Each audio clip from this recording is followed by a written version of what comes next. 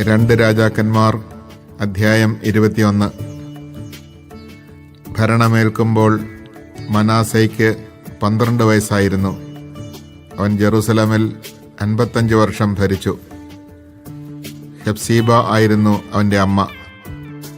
കർത്താവ് ഇസ്രായേൽ ജനത്തിൻ്റെ മുമ്പിൽ നിന്ന് ഉച്ചാടനം ചെയ്ത ജനതകളുടെ മ്ലേച്ഛാചാരങ്ങളനുസരിച്ച് അവൻ കർത്താവിൻ്റെ മുൻപിൽ തിന്മ പ്രവർത്തിച്ചു. തൻ്റെ പിതാവായ ഹെസക്കിയ നശിപ്പിച്ചു കളഞ്ഞ പൂജാഗിരികൾ അവൻ പുനഃസ്ഥാപിച്ചു. ഇസ്രായേൽ രാജാവായ ആഹാബിനെ പോലെ അവൻ ബാലിന് ബലിപീഠങ്ങളും അക്ഷേര പ്രതിഷ്ഠയും ഉണ്ടാക്കുകയും ആകാശഗോളങ്ങളെ ആരാധിക്കുകയും സേവിക്കുകയും ചെയ്തു. ജെറൂസലമിൽ ഞാൻ എൻ്റെ നാമം സ്ഥാപിക്കും എന്ന് കർത്താവ് പറഞ്ഞ അവിടുത്തെ ആലയത്തിൽ അവൻ ബലിപീഠങ്ങൾ പണിതു. ദേവാലയത്തിൻ്റെ 2 അങ്കണങ്ങളിലും അവൻ ആകാശഗോളങ്ങൾക്ക് ബലിപീഠങ്ങൾ നിർമ്മിച്ചു.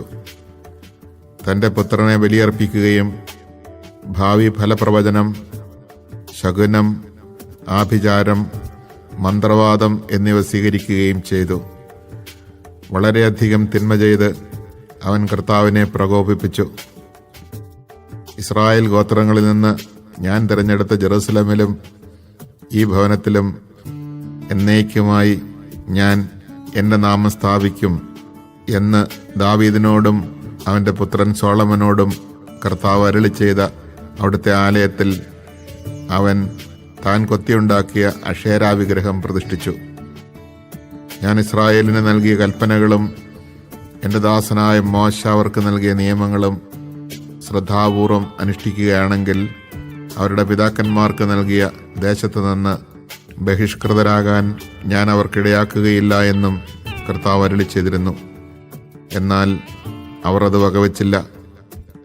ഇസ്രായേൽ ജനത്തിന് മുമ്പിൽ നിന്ന് കർത്താവ് നശിപ്പിച്ചു കളഞ്ഞ ജനതകൾ ചെയ്തതിനേക്കാൾ കൂടുതൽ തിന്മ ചെയ്യാൻ മനാസെ അവരെ പ്രേരിപ്പിച്ചു.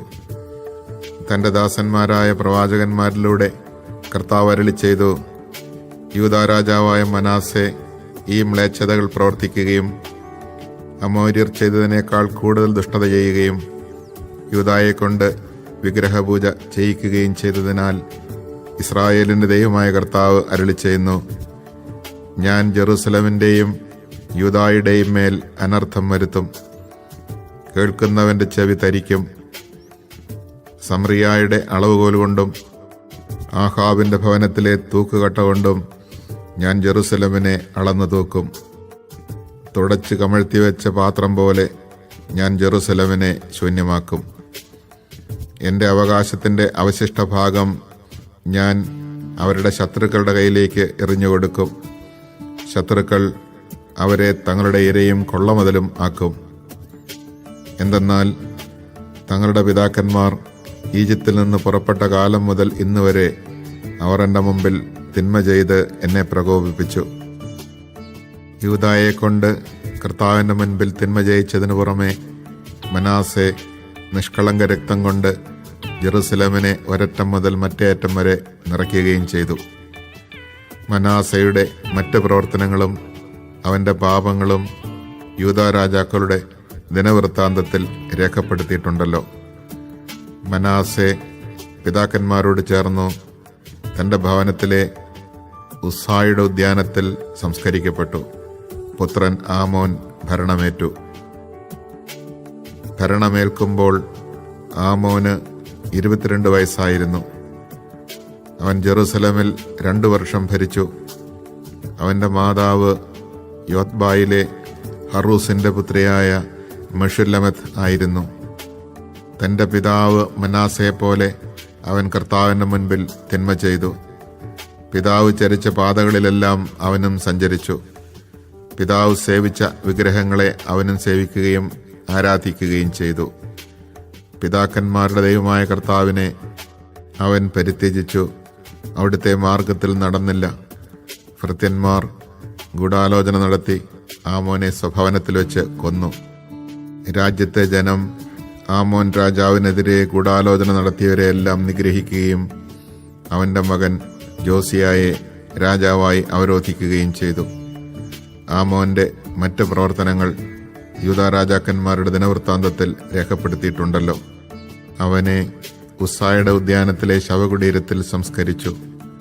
പുത്രനായ ജോസിയ ഭരണമേറ്റു.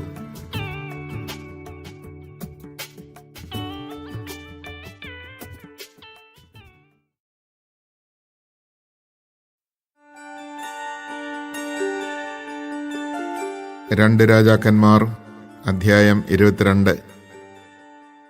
ഭരണം തുടങ്ങിയപ്പോൾ ജോസിയായിക്ക് 8 വയസ്സായിരുന്നു. അവൻ ജെറൂസലമിൽ 31 വർഷം ഭരിച്ചു. ബോസ്കാത്തിലെ അദായയുടെ മകൾ യദീദ ആയിരുന്നു അവൻ്റെ അമ്മ. അവൻ കർത്താവിൻ്റെ മുൻപിൽ നീതിപൂർവം വർത്തിച്ചു. പിതാവായ ദാവീദിന്റെ മാർഗങ്ങളിൽ നിന്ന് ഇടം വലം വ്യതിചലിച്ചില്ല. തൻ്റെ 18-ാം ഭരണവർഷം മെഷുല്ലാമിൻ്റെ പൗത്രനും അസാലിയായുടെ പുത്രനും തൻ്റെ കാര്യസ്ഥനുമായ ഷാഫാനെ കർത്താവിൻ്റെ ആലയത്തിലേക്ക് അയച്ചുകൊണ്ട് ജോസിയ പറഞ്ഞു, കവാടം സൂക്ഷിപ്പുകാർ ദേവാലയത്തിന് വേണ്ടി ജനത്തിൽ നിന്ന് സംഭരിച്ച പണത്തിൻ്റെ കണക്കെടുക്കാൻ പ്രധാന പുരോഹിതനായ ഹിൽക്കിയായോട് ആവശ്യപ്പെടുക. അവനത് കർത്താവിൻ്റെ ഭവനത്തിൻ്റെ മേൽനോട്ടം വഹിക്കുന്നവരെ ഏൽപ്പിക്കണം. അവർ അത് ആലയത്തിൻ്റെ അറ്റകുറ്റപ്പണി ചെയ്യുന്ന തച്ചന്മാർ, ശില്പികൾ, കൽപ്പണിക്കാർ എന്നിവർക്ക് കൊടുക്കുന്നതിനും തടിയും ചെത്തിയൊരുക്കിയ കല്ലും വാങ്ങുന്നതിനും വിനിയോഗിക്കട്ടെ. അവർ പണം വിശ്വസ്തയോടെ കൈകാര്യം ചെയ്യുന്നതിനാൽ അവരോട് കണക്കാവശ്യപ്പെടേണ്ട. കർത്താവിൻ്റെ ഭവനത്തിൽ താൻ നിയമഗ്രന്ഥം കണ്ടെത്തിയിരിക്കുന്നു എന്ന് പ്രധാന പുരോഹിതൻ ഹിൽക്കിയ കാര്യസ്ഥൻ ഷാഫാനോട് പറഞ്ഞു. അവനത് വാങ്ങി വായിച്ചു. കാര്യസ്ഥൻ ഷാഫാൻ രാജാവിൻ്റെ അടുത്തെന്ന് പറഞ്ഞു, അങ്ങയുടെ ദാസന്മാർ ആലയത്തിലുണ്ടായിരുന്ന പണം മുഴുവൻ ദേവാലയത്തിൻ്റെ മേൽനോട്ടക്കാരെ ഏൽപ്പിച്ചു. പുരോഹിതൻ ഹിൽക്കിയ ഒരു ഗ്രന്ഥം തന്നയച്ചിട്ടുണ്ട്. ഷാഫാൻ അത് രാജാവിൻ്റെ മുമ്പിൽ വായിച്ചു. നിയമഗ്രന്ഥം വായിച്ചു കേട്ടപ്പോൾ രാജാവ് വസ്ത്രം കീറി. പുരോഹിതൻ ഹിൽക്കിയ, ഷാഫാന്റെ പുത്രൻ അഹീക്കാം, മീഖായയുടെ പുത്രൻ അക്ബോർ, കാര്യസ്ഥൻ ഷാഫാൻ, രാജസേവകൻ അസായ എന്നിവരോട് രാജാവ് കൽപ്പിച്ചു, എനിക്കും ജനത്തിനും യൂദാ മുഴുവനും വേണ്ടി നിങ്ങൾ പോയി കണ്ടുകിട്ടിയ ഈ ഗ്രന്ഥത്തിലെ വചനങ്ങളെക്കുറിച്ച് കർത്താവിനോട് ആരായുവിൻ.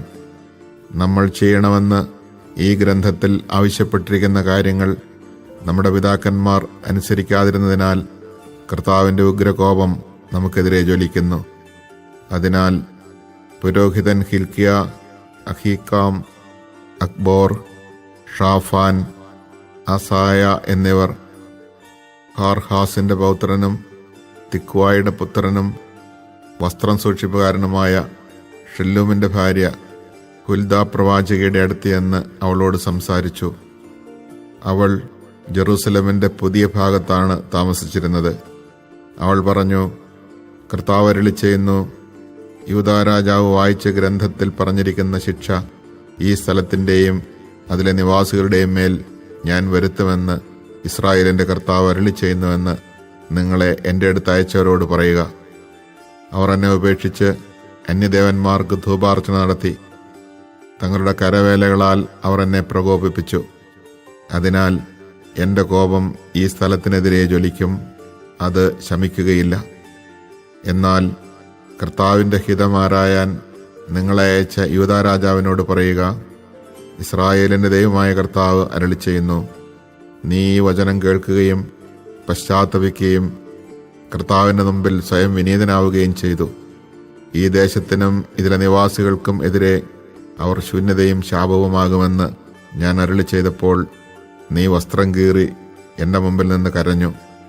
നിന്റെ വിലാപം ഞാൻ കേട്ടിരിക്കുന്നുവെന്ന് കർത്താവ് അരുളി ചെയ്യുന്നു. അതിനാൽ ഞാൻ നിന്നെ പിതാക്കന്മാരോട് ചേർക്കും, നീ സമാധാനപൂർവ്വം കല്ലറ പോകും. ഞാൻ ഈ സ്ഥലത്തിന് വരുത്തുന്ന അനർത്ഥങ്ങൾ നിനക്ക് കാണേണ്ടി വരികയില്ല. അവർ ഈ വചനം രാജാവിനെ അറിയിച്ചു.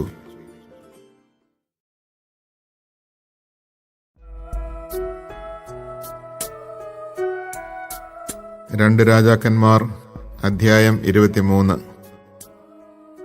രാജാവ് യൂദായിലെയും ജെറുസലമിലെയും ശ്രേഷ്ഠന്മാരെ ആളയച്ചു വരുത്തി. അവൻ കർത്താവിൻ്റെ ആലയത്തിൽ പ്രവേശിച്ചു. യൂദായിലെയും ജെറുസലമിലെയും നിവാസികളും പുരോഹിതന്മാരും പ്രവാചകന്മാരും വലിയവരും ചെറിയവരുമായ എല്ലാ ആളുകളും അവനോടൊപ്പം ആലയത്തിൽ പ്രവേശിച്ചു. അവൻ കർത്താവിൻ്റെ ആലയത്തിൽ നിന്ന് കണ്ടുകിട്ടിയ ഉടമ്പടി ഗ്രന്ഥം എല്ലാവരും കേൾക്കെ വായിച്ചു. സ്തംഭത്തിന് സമീപം നിന്നുകൊണ്ട് ഉടമ്പടി ഗ്രന്ഥത്തിൽ എഴുതിയിരിക്കുന്ന കർത്താവിൻ്റെ കൽപ്പനകളും പ്രമാണങ്ങളും അനുശാസനങ്ങളും പൂർണ്ണ ഹൃദയത്തോടും പൂർണ്ണാത്മാവോടും കൂടെ പാലിച്ച് അവിടുത്തെ പിന്തുടർന്നു കൊള്ളാമെന്ന് രാജാവ് കർത്താവുമായി ഉടമ്പടി ചെയ്തു. ജനവും ഉടമ്പടിയിൽ പങ്കുചേർന്നു. ബാലിനും അഷേരായ്ക്കും ആകാശഗോളങ്ങൾക്കും വേണ്ടി ഉണ്ടാക്കിയ പാത്രങ്ങൾ കർത്താവിൻ്റെ ആലയത്തിൽ നിന്ന് എടുത്തുകൊണ്ടുവരാൻ പ്രധാന പുരോഹിതനായ ഹിൽക്കിയായോടും സഹപുരോഹിതന്മാരോടും വാതിൽ കാവൽക്കാരോടും രാജാവ് ആജ്ഞാപിച്ചു. അവൻ അവ ജെറൂസലമിന് പുറത്ത് കിദ്രോൻ വയലുകളിൽ വെച്ച് ദഹിപ്പിച്ച് ചാരം ബഥേലിലേക്ക് കൊണ്ടുപോയി. യൂദായിലും ജെറൂസലമിന് ചുറ്റുമുള്ള നഗരങ്ങളിലെ പൂജാഗിരികളിലും ധൂപാർച്ചന നടത്താൻ യൂദാ രാജാക്കന്മാർ നിയമിച്ച വിഗ്രഹാരാധകരായ പുരോഹിതന്മാരെയും ബാലിനും സൂര്യചന്ദ്രന്മാർക്കും താരാഗണങ്ങൾക്കും ആകാശഗോളങ്ങൾക്കും ധൂപാർച്ചന നടത്തിയവരെയും അവൻ സ്ഥാനഭ്രഷ്ടരാക്കി. അവൻ കർത്താവിൻ്റെ ആലയത്തിൽ നിന്ന് അഷേരാ പ്രതിഷ്ഠയെടുത്ത് ജെറൂസലമിന് പുറത്ത് കെദ്രോൻ അരുവിക്കരിയെ കൊണ്ടുവന്ന് ദഹിപ്പിച്ച് ചാരമാക്കി പൊതുശ്മശാനത്തിൽ വിതറി. കർത്താവിൻ്റെ ആലയത്തിലെ ദേവപ്രീതിക്കായുള്ള പുരുഷവേശ്യാവൃത്തിക്കാരുടെ ഭവനങ്ങൾ അവൻ തകർത്തു. അവിടെയാണ് സ്ത്രീകൾ അഷേരായ്ക്ക് തോരണങ്ങൾ നെയ്തുണ്ടാക്കിയിരുന്നത്. അവൻ യൂദാ നഗരങ്ങളിൽ നിന്ന് പുരോഹിതന്മാരെ പുറത്തു കൊണ്ടുവരികയും അവർ ഗേബ മുതൽ ബേർഷബ വരെ ധൂപാർച്ചന നടത്തിയിരുന്ന പൂജാഗിരികൾ മലിനമാക്കുകയും ചെയ്തു.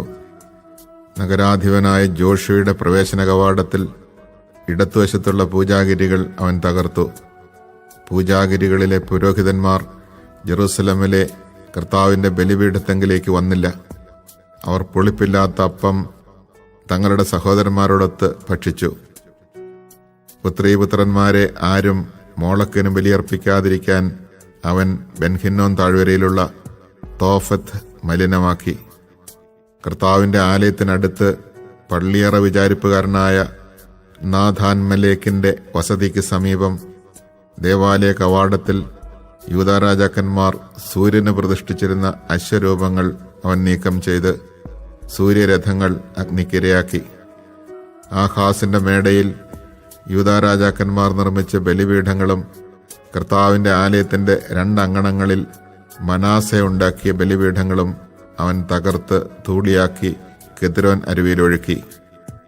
ഇസ്രായേൽ രാജാവായ സോളമൻ സീദോന്യരുടെ മ്ലേച്ഛ വിഗ്രഹമായ അസ്താർത്തേക്കും മൊവാബ്യരുടെ മ്ലേച്ഛ വിഗ്രഹമായ കെമോഷിനും അമ്മോന്യരുടെ മ്ലേച്ഛ വിഗ്രഹമായ മിൽക്കോവിനും വേണ്ടി ജെറൂസലമിന് കിഴക്ക് നാശഗിരിയുടെ തെക്ക് സ്ഥാപിച്ചിരുന്ന പൂജാഗിരികൾ രാജാവ് മലിനമാക്കി.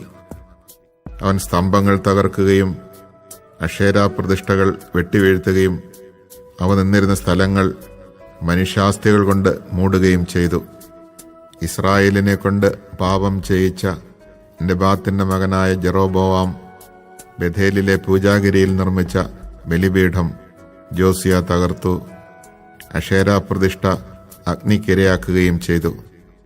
തിരിഞ്ഞു നോക്കിയപ്പോൾ അവൻ അവിടെ മലയിൽ ശവകുടീരങ്ങൾ കണ്ടു. അവയിൽ നിന്ന് അസ്ഥികൾ എടുപ്പിച്ചുകൊണ്ടുവന്ന് ബലിപീഠത്തിൽ വെച്ച് കത്തിച്ച് അത് അശുദ്ധമാക്കി. കർത്താവ് ദൈവപുരുഷൻ വഴി അരുളി ചെയ്തത് അനുസരിച്ചാണ് ഇങ്ങനെ സംഭവിച്ചത്. രാജാവ് ചോദിച്ചു, ഈ സ്മാരകം എന്താണ്? നഗരവാസികൾ പ്രതിവചിച്ചു, നീ ബഥേലിലെ ബലിപീഠത്തിനെതിരെ ചെയ്ത കാര്യങ്ങൾ പ്രവചിച്ചിരുന്ന യൂദായിലെ ദൈവപുരുഷന്റെ ശവകുടീരമാണ് ഇത്. അവൻ പറഞ്ഞു, അതവിടെ ഇരിക്കട്ടെ, അവന്റെ അസ്ഥികൾ ആരും മാറ്റരുത്. അങ്ങനെ സമറിയായിൽ നിന്ന് വന്ന പ്രവാചകന്റെ അസ്ഥികളെ പോലെ അതും അവർ സ്പർശിച്ചില്ല.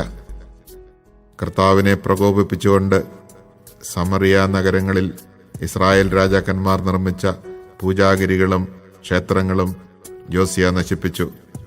അവൻ ബഥേലിൽ ചെയ്തതുപോലെ ഇവിടെയും ചെയ്തു. പൂജാഗിരികളിലെ പുരോഹിതന്മാരെ ബലിപീഠങ്ങളിൽ വെച്ച് കൊല്ലുകയും മനുഷ്യാസ്ഥികൾ അവിടെ ദഹിപ്പിക്കുകയും ചെയ്തു. പിന്നെ അവൻ ജെറുസലമിലേക്ക് മടങ്ങിപ്പോയി.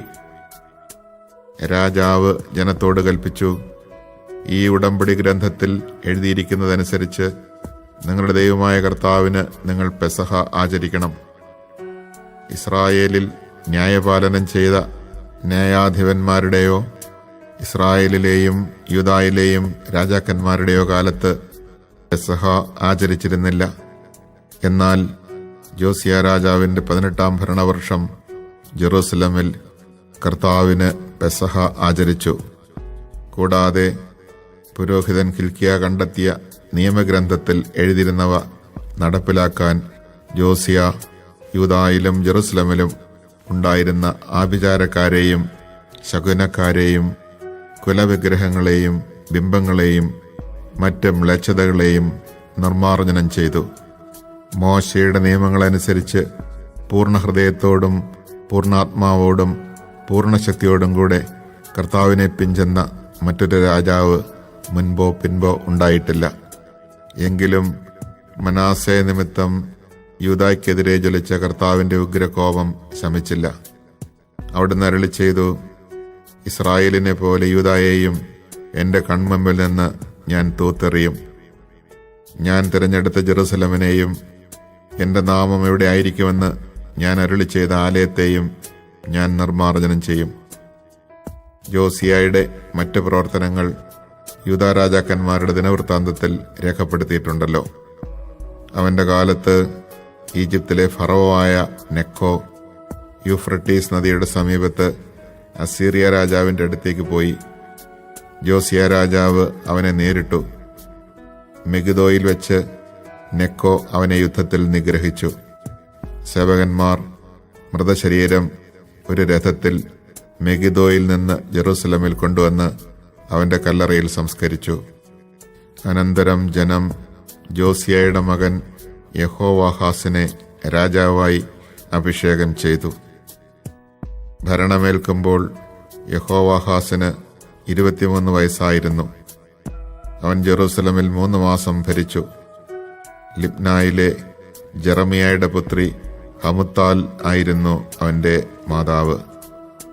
പിതാക്കന്മാരെ പോലെ അവനും കർത്താവിൻ്റെ മുൻപിൽ തിന്മ പ്രവർത്തിച്ചു. അവൻ ജെറൂസലമിൽ ഭരിക്കാതിരിക്കാൻ നെക്കോ അവനെ ഹമാത്തിലെ റിബ്ലായിൽ തടവിലാക്കി. 100 താലന്ത് വെള്ളിയും 1 താലന്ത് സ്വർണവും ദേശത്ത് നികുതി ചുമത്തി. ഫറവോവായ നെക്കോ ജോസിയായുടെ മകൻ എലിയാക്കീമിനെ രാജാവാക്കുകയും അവൻ്റെ പേര് യഹോയാക്കീം എന്ന് മാറ്റുകയും ചെയ്തു. യഹോവാഹാസിനെ നെക്കോ ഈജിപ്തിലേക്ക് കൊണ്ടുപോയി അവൻ അവിടെ വച്ച് മരിച്ചു. യഹോയാക്കീം ദേശത്തു നിന്ന് പിരിച്ചെടുത്ത വെള്ളിയും സ്വർണവും ഫറവോയ്ക്ക് കപ്പമായി കൊടുത്തു. അതിനുവേണ്ടി ഓരോരുത്തരിൽ നിന്ന് നിശ്ചിത തൂക്കം വെള്ളിയും സ്വർണവും പിരിച്ചെടുത്തു. ഭരണമേൽക്കുമ്പോൾ യഹോയാക്കീമിന് 25 വയസ്സായിരുന്നു. അവൻ ജെറൂസലമിൽ 11 വർഷം ഭരിച്ചു. റൂമായിലെ പെദായയുടെ പുത്രി സെബീദ ആയിരുന്നു അവൻ്റെ അമ്മ. പിതാക്കന്മാരെ പോലെ അവനും കർത്താവിന് മുൻപിൽ തിന്മ പ്രവർത്തിച്ചു.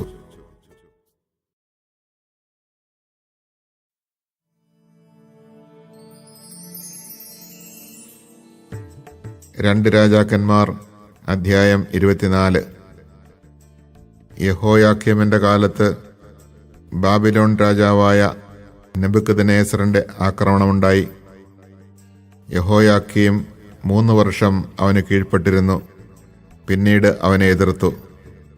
അപ്പോൾ താൻ തൻ്റെ ദാസന്മാരിലൂടെ അരുളി ചെയ്തതുപോലെ യൂദായെ നശിപ്പിക്കാൻ യഹോയാക്കീമിനെതിരെ കർത്താവ് കൽദായർ, സിറിയക്കാർ, മോവാബ്യർ, അമ്മോന്യർ എന്നിവരുടെ സേനകളെ അയച്ചു. നിശ്ചയമായും ഇത് കർത്താവിൻ്റെ മുമ്പിൽ നിന്ന് അവരെ നീക്കം ചെയ്യേണ്ടതിന് അവിടുത്തെ കൽപ്പന അനുസരിച്ച് സംഭവിച്ചതാണ്. മനാസയുടെ പാപങ്ങൾക്കും അവൻ ചൊരിഞ്ഞ നിഷ്കളങ്ക രക്തത്തിനും ശിക്ഷയായി തന്നെ. അവൻ നിഷ്കളങ്ക രക്തം കൊണ്ട് ജെറൂസലം നിറച്ചു. കർത്താവ് അത് ക്ഷമിക്കുകയില്ല. യഹോയാക്കീമിന്റെ മറ്റു പ്രവർത്തികൾ യൂദാ രാജാക്കന്മാരുടെ ദിനവൃത്താന്തത്തിൽ എഴുതപ്പെട്ടിട്ടുണ്ടല്ലോ. യഹോയാക്കീം പിതാക്കന്മാരോട് ചേർന്നു പുത്രൻ യഹോയാക്കിൻ ഭരണമേറ്റു. ഈജിപ്ത് തോട് മുതൽ യൂഫ്രട്ടീസ് നദി വരെയുള്ള തന്റെ സമ്പത്തെല്ലാം ബാബിലോൺ രാജാവ് പിടിച്ചടക്കിയതിനാൽ ഈജിപ്ത് രാജാവ് ദേശത്തിന് പുറത്തു വന്നില്ല. രാജാവാകുമ്പോൾ യഹോയാക്കിന് 18 വയസ്സായിരുന്നു. അവൻ ജെറൂസലമിൽ 3 മാസം ഭരിച്ചു.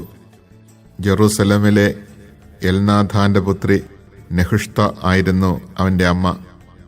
അവൻ പിതാവിനെ പോലെ തന്നെ കർത്താവിന്റെ മുൻപിൽ തിന്മ പ്രവർത്തിച്ചു. അക്കാലത്ത് ബാബിലോൺ രാജാവായ നെബൂഖദ്നേസർ ജെറൂസലം വളഞ്ഞു. നെബൂഖദ്നേസർ അവിടെ എത്തുമ്പോൾ അവന്റെ പടയാളികൾ നഗരം ഉപരോധിക്കുകയായിരുന്നു. യൂദാ രാജാവായ യഹോയാക്കിൻ തന്നെയും മാതാവിനെയും ഭൃത്യന്മാരെയും പ്രഭുക്കന്മാരെയും കൊട്ടാരത്തിലെ സേവകന്മാരെയും അവന് അടിയറ വെച്ചു. ബാബിലോൺ രാജാവ് തന്റെ 8ാം ഭരണവർഷം അവനെ തടവുകാരനാക്കുകയും ദേവാലയത്തിലെയും കൊട്ടാരത്തിലെയും നിധികൾ കൊള്ളയടിക്കുകയും ഇസ്രായേൽ രാജാവായ സോളമൻ കർത്താവിന്റെ ആലയത്തിന് വേണ്ടി നിർമ്മിച്ച സ്വർണപാത്രങ്ങൾ കഷണങ്ങളാക്കുകയും ചെയ്തു. കർത്താവ് മുൻകൂട്ടി അറിയിച്ചതുപോലെ തന്നെയാണ് ഇത് സംഭവിച്ചത്. ജെറൂസലേം നിവാസികൾ, പ്രഭുക്കന്മാർ, ധീരയോദ്ധാക്കൾ, 10,000 തടവുകാർ, ശില്പികൾ, ലോഹപ്പണിക്കാർ എന്നിവരെ അവൻ പിടിച്ചുകൊണ്ടുപോയി. ദരിദ്രർ മാത്രം ദേശത്ത് അവശേഷിച്ചു. യഹോയാക്കിനെയും അവന്റെ അമ്മയെയും പത്നിമാരെയും സേവകന്മാരെയും ദേശമുഖ്യന്മാരെയും അവൻ ജെറൂസലമിൽ നിന്ന് ബാബിലോണിലേക്ക് തടവുകാരായി കൊണ്ടുപോയി. ബാബിലോൺ രാജാവ് 7,000 ധീരയോദ്ധാക്കളെയും ശില്പികളും ലോഹപ്പണിക്കാരുമായി 1,000 പേരെയും തടവുകാരായി കൊണ്ടുപോയി. അവർ ശക്തന്മാരും യുദ്ധത്തിന് കഴിവുള്ളവരുമായിരുന്നു. ബാബിലോൺ രാജാവ് യഹോയാക്കിന്റെ പിതൃസഹോദരനായ മത്താനിയയെ പകരം രാജാവാക്കുകയും അവന്റെ പേര് സെദേക്കിയ എന്ന് മാറ്റുകയും ചെയ്തു. രാജാവാകുമ്പോൾ സെദേക്കിയായ്ക്ക് 21 വയസ്സായിരുന്നു. അവൻ ജെറൂസലമിൽ 11 വർഷം ഭരിച്ചു. ലിബ്നായിലെ ജെറമിയായുടെ പുത്രി ഹമുത്താൽ ആയിരുന്നു അവന്റെ അമ്മ. യഹോയാക്കീമിനെ പോലെ അവനും കർത്താവിന്റെ മുൻപിൽ തിന്മ പ്രവർത്തിച്ചു. കർത്താവിന്റെ കോപം ജെറൂസലമിനും യൂദായ്ക്കുമെതിരെ ജ്വലിച്ചു. അവിടുന്ന് അവരെ തന്റെ മുമ്പിൽ നിന്ന് തള്ളിക്കളഞ്ഞു. സെദക്കിയ ബാബിലോൺ രാജാവിനെ എതിർത്തു.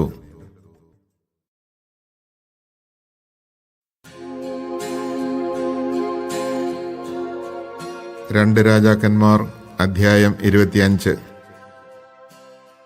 സെദേക്കിയായുടെ 9ാം ഭരണവർഷം 10ാം മാസം 10ാം ദിവസം ബാബിലോൺ രാജാവായ നെബൂഖദ്നേസർ സകല സൈന്യങ്ങളോടും കൂടെ വന്ന് ജെറൂസലമിനെ ആക്രമിച്ച് ചുറ്റും ഉപരോധം ഏർപ്പെടുത്തി.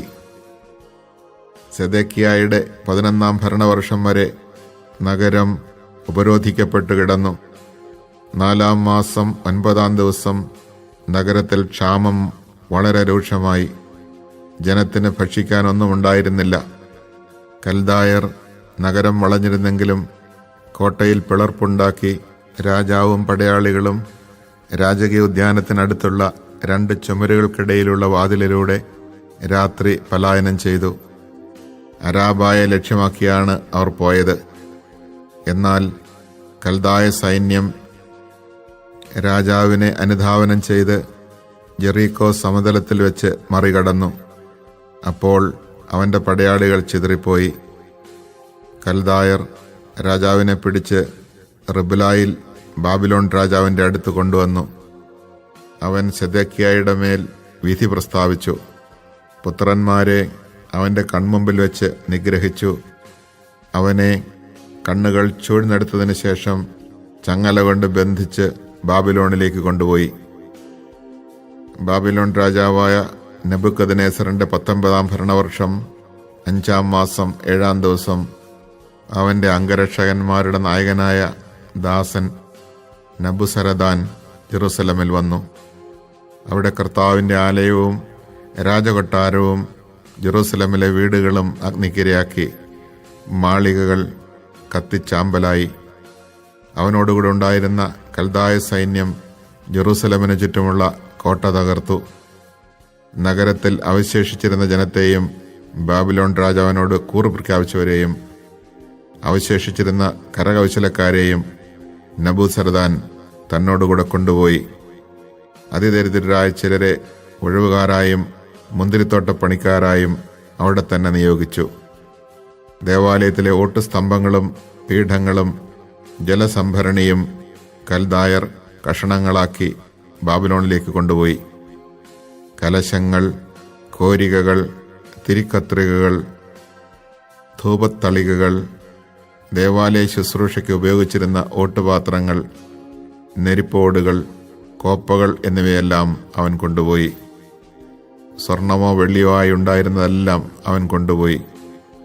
കർത്താവിന്റെ ആലയത്തിൽ സോളമൻ നിർമ്മിച്ച 2 സ്തംഭങ്ങൾ, ജലസംഭരണി, പീഠങ്ങൾ എന്നിവയ്ക്ക് ഉപയോഗിച്ച ഓടിന്റെ തൂക്കം നിർണയാതീതമായിരുന്നു. ഒരു സ്തംഭത്തിന്റെ ഉയരം 18 മുഴം. അതിന് 3 മുഴം ഉയരത്തിൽ ഓടുകൊണ്ട് നിർമ്മിച്ച മകുടമുണ്ടായിരുന്നു.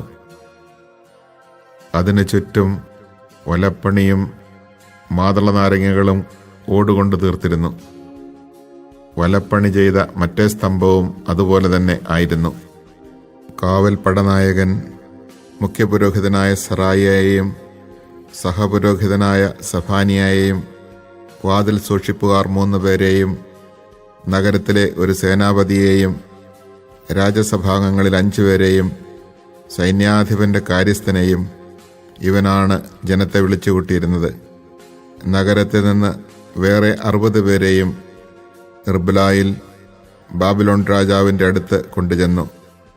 രാജാവ് അവരെ ഹമാത്തിലെ റിബ്ലായിൽ വെച്ച് വധിച്ചു. അങ്ങനെ യൂദ നാടുകടത്തപ്പെട്ടു. ബാബിലോൺ രാജാവായ നെബൂഖദ്നേസർ യൂദായിൽ നിർത്തിയിരുന്ന ജനത്തെ ഭരിക്കാൻ ഷാഫാന്റെ പൗത്രനും അഹിക്കാമിന്റെ പുത്രനുമായ ഗദാലിയായെ ദേശാധിപതിയായി നിയമിച്ചു. ബാബിലോൺ രാജാവ് ഗദാലിയായെ ദേശാധിപതിയാക്കിയെന്നറിഞ്ഞ് അവിടെ ഉണ്ടായിരുന്ന സേനാപതികൾ സൈന്യസമേതം മിസ്പായിൽ ഗദാലിയായുടെ അടുത്ത് ചെന്നു. അവർ നത്താനിയായുടെ മകൻ ഇസ്മായേൽ, കരേയായുടെ മകൻ യോഹന്നാൻ, നെത്തോഫാത്യനായ തൻഹുമേത്തിന്റെ മകൻ സെറായിയ, മക്കാക്യന്റെ മകൻ യാസനിയ എന്നിവരായിരുന്നു. ഗദാലിയ അവരോടും സൈന്യത്തോടും സത്യം ചെയ്തു പറഞ്ഞു, കൽദായ അധികാരികളെ ഭയപ്പെടേണ്ട, നാട്ടിൽ താമസിക്കുവിൻ. ബാബിലോൺ രാജാവിനെ സേവിച്ച് നാട്ടിൽ താമസിച്ചുള്ളവൻ എല്ലാം ശുഭമാകും. എന്നാൽ 7 മാസം രാജകുടുംബാംഗമായ എലിഷാമായുടെ പൗത്രനും നെത്താനിയായുടെ പുത്രനുമായ ഇസ്മായേൽ 10 പേരോടൊപ്പം മിസ്പായിൽ ചെന്ന് ഗദാലിയായെയും കൂടെയുണ്ടായിരുന്ന കൽദായരെയും ആക്രമിച്ച് വധിച്ചു. കൽദായരെ ഭയപ്പെട്ട് കുലീനരും താഴ്ന്നവരുമായ ജനമെല്ലാം സേനാപതികളോടൊപ്പം ഈജിപ്തിലേക്ക് തിരിച്ചു.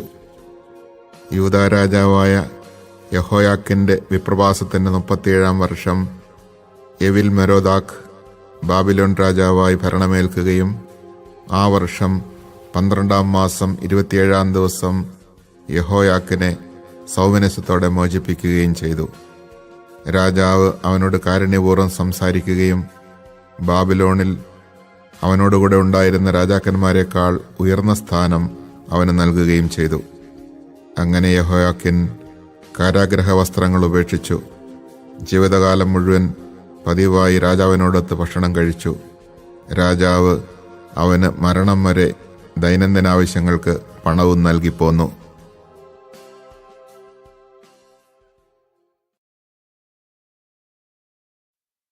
Chapter 21. Manasseh was 12 years old when he began to reign, and he reigned 55 years in Jerusalem. His mother's name was Hephzibah. He did evil in the sight of the Lord, following the abominable practices of the nations whom the Lord had cleared out of the way of the Israelites. He rebuilt the high places which his father Hezekiah had destroyed. He erected altars to Baal, and also set up a sacred pole, as Ahab king of Israel had done. He worshipped and served the whole host of heaven. He built altars in the temple of the Lord, about which the Lord had said, I will establish my name in Jerusalem, altars for the whole host of heaven in the 2 courts of the temple. He immolated his son by fire. He practiced soothsaying and divination, and reintroduced the consulting of ghosts and spirits. He did much evil in the Lord's sight, and provoked him to anger.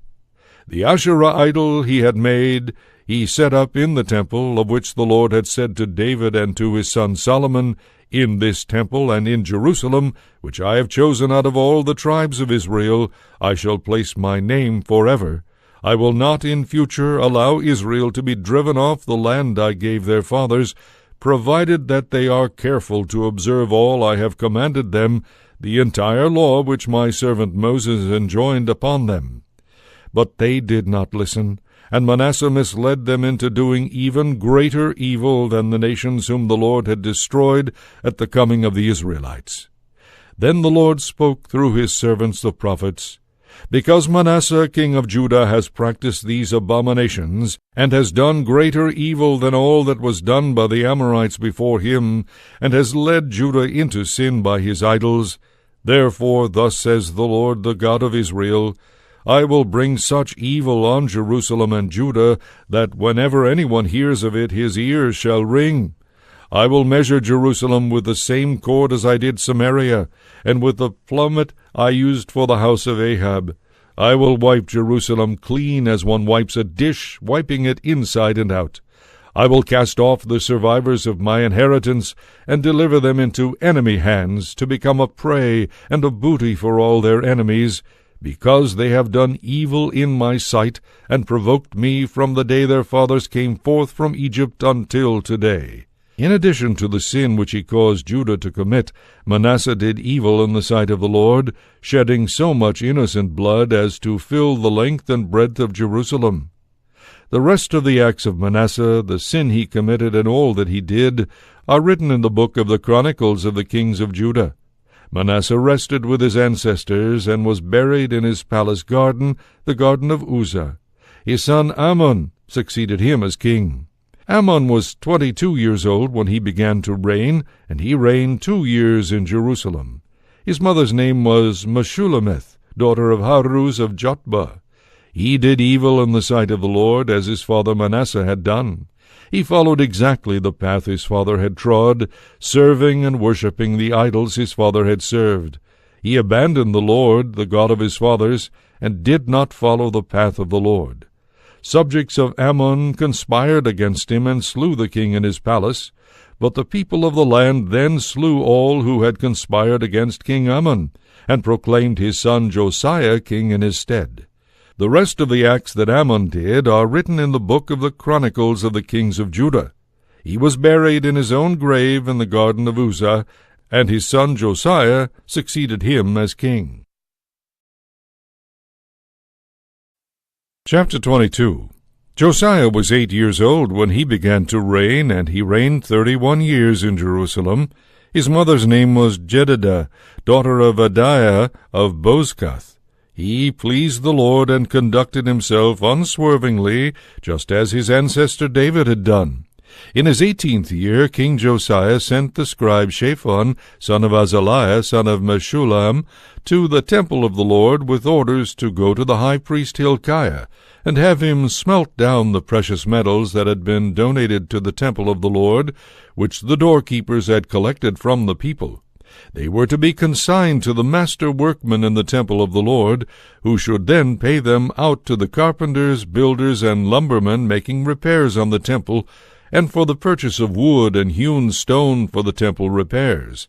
No reckoning was asked of them regarding the funds consigned to them, because they held positions of trust. The high priest Hilkiah informed the scribe Shaphan, "I have found the book of the law in the temple of the Lord." Hilkiah gave the book to Shaphan, who read it. Then the scribe Shaphan went to the king and reported, "Your servants have smelted down the metals available in the temple, and have consigned them to the master workmen in the temple of the Lord." The scribe Shaphan also informed the king that the priest Hilkiah had given him a book, and then read it aloud to the king. When the king had heard the contents of the book of the law, he tore his garments, and issued this command to Hilkiah the priest, Ahikam son of Shaphan, Achbor son of Micaiah, the scribe Shaphan, and the king's servant Isaiah, "Go, consult the Lord for me, for the people, for all Judah, about the stipulations of this book that has been found. For the anger of the Lord has been set furiously ablaze against us, because our fathers did not obey the stipulations of this book, nor fulfill our written obligations." So Hilkiah the priest, Ahikam, Achbor, Shaphan, and Isaiah betook themselves to the second quarter in Jerusalem, where the prophetess Huldah resided. She was the wife of Shallum, son of Tikvah, son of Harhas, keeper of the wardrobe. When they had spoken to her, she said to them, "Thus says the Lord, the God of Israel, say to the man who sent you to me, Thus says the Lord, I will bring upon this place and upon its inhabitants all the evil that is threatened in the book which the king of Judah has read. Because they have forsaken me, and have burned incense to other gods, provoking me by everything to which they turn their hands, my anger is ablaze against this place, and it cannot be extinguished. But to the king of Judah who sent you to consult the Lord, give this response.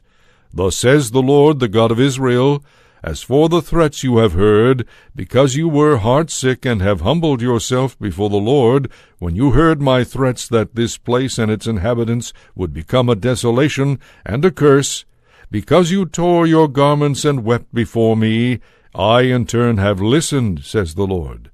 I will therefore gather you to your ancestors. You shall go to your grave in peace, and your eyes shall not see all the evil I will bring upon this place. This they reported to the king. Chapter 23. The king then had all the elders of Judah and of Jerusalem summoned together before him. The king went up to the temple of the Lord with all the men of Judah and all the inhabitants of Jerusalem, priests, prophets, and all the people, small and great. He had the entire contents of the book of the covenant that had been found in the temple of the Lord read out to them.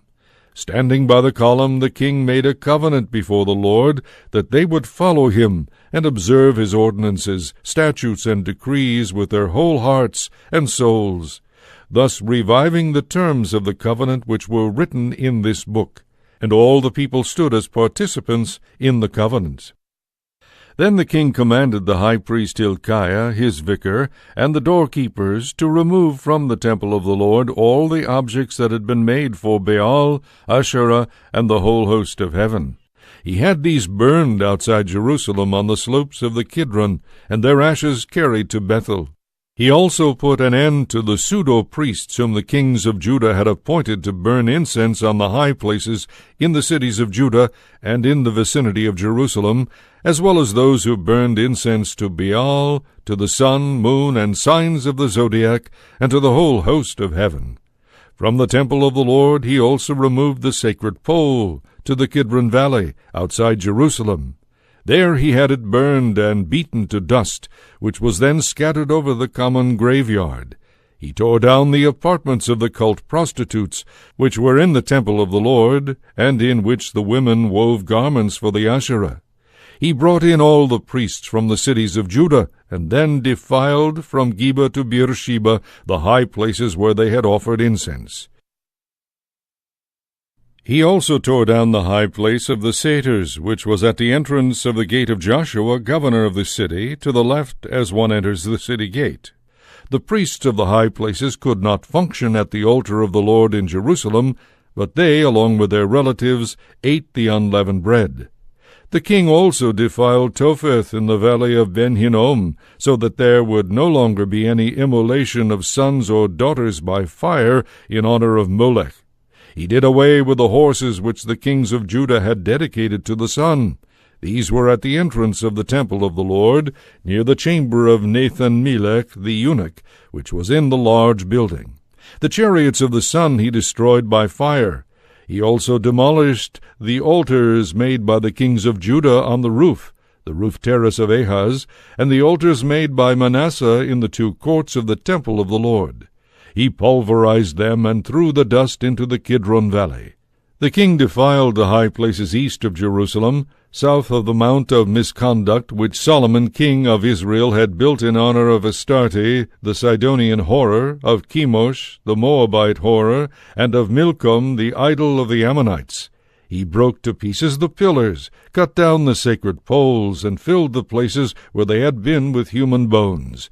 Likewise the altar which was at Bethel, the high place built by Jeroboam son of Nebat, who caused Israel to sin, this same altar and high place he tore down, breaking up the stones and grinding them to powder, and burning the Asherah. When Josiah turned and saw the graves there on the mountainside, he ordered the bones taken from the graves, and burned on the altar, and thus defiled it in fulfillment of the word of the Lord which the man of God had proclaimed, as Jeroboam was standing by the altar on the feast day. When the king looked up and saw the grave of the man of God who had proclaimed these words, he asked, "What is that tombstone I see?" The men of the city replied, "It is the grave of the man of God who came from Judah, and predicted the very things you have done to the altar of Bethel." "Let him be," he said, "let no one move his bones." So they left his bones undisturbed, together with the bones of the prophet who had come from Samaria. Josiah also removed all the shrines on the high places near the cities of Samaria, which the kings of Israel had erected, thereby provoking the Lord. He did the very same to them as he had done in Bethel. He slaughtered upon the altars all the priests of the high places that were at the shrines, and burned human bones upon them. Then he returned to Jerusalem. The king issued a command to all the people to observe the Passover of the Lord, their God, as it was prescribed in that book of the covenant. No Passover such as this had been observed during the period when the judges ruled Israel, or during the entire period of the kings of Israel and the kings of Judah, until the 18th year of King Josiah, when this Passover of the Lord was kept in Jerusalem. Further, Josiah did away with the consultation of ghosts and spirits, with the household gods, idols, and all the other horrors to be seen in the land of Judah and in Jerusalem, so that he might carry out the stipulations of the law written in the book that the priest Hilkiah had found in the temple of the Lord. Before him there had been no king who turned to the Lord as he did, with his whole heart, his whole soul, and his whole strength, in accord with the entire law of Moses, nor could any after him compare with him. Yet because of all the provocations that Manasseh had given, the Lord did not desist from his fiercely burning anger against Judah.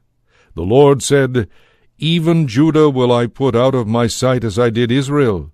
I will reject this city, Jerusalem, which I chose, and the temple of which I said, There shall my name be." The rest of the acts of Josiah, with all that he did, are written in the book of the Chronicles of the kings of Judah.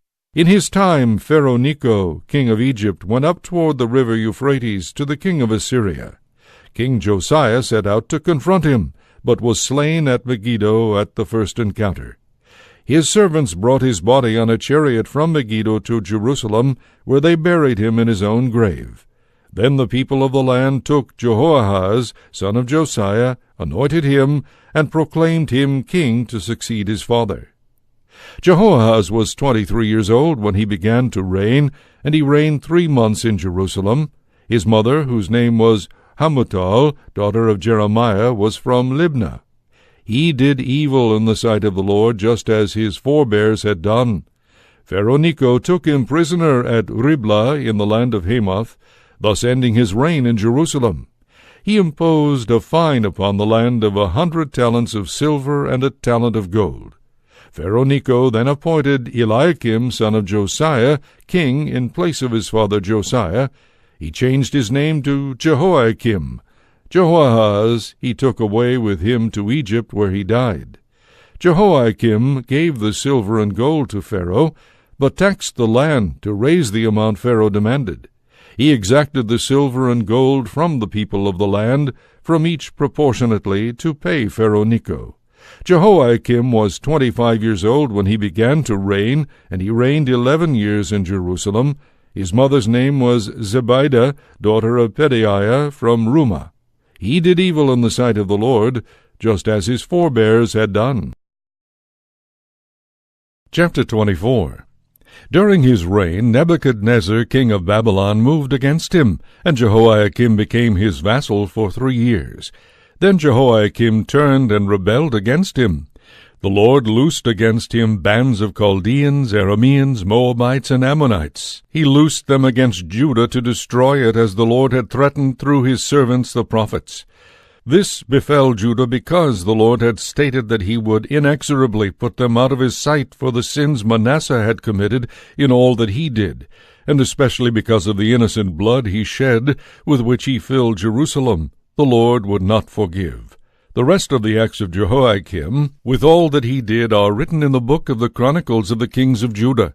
Jehoiakim rested with his ancestors, and his son Jehoiakim succeeded him as king. The king of Egypt did not again leave his own land, for the king of Babylon had taken all that belonged to the king of Egypt from the Wadi of Egypt to the Euphrates River. Jehoiakim was 18 years old when he began to reign, and he reigned 3 months in Jerusalem. His mother's name was Nehushta, daughter of Elnathan of Jerusalem. He did evil in the sight of the Lord, just as his forebears had done. At that time the officials of Nebuchadnezzar, king of Babylon, attacked Jerusalem, and the city came under siege. Nebuchadnezzar, king of Babylon, himself arrived at the city, while his servants were besieging it.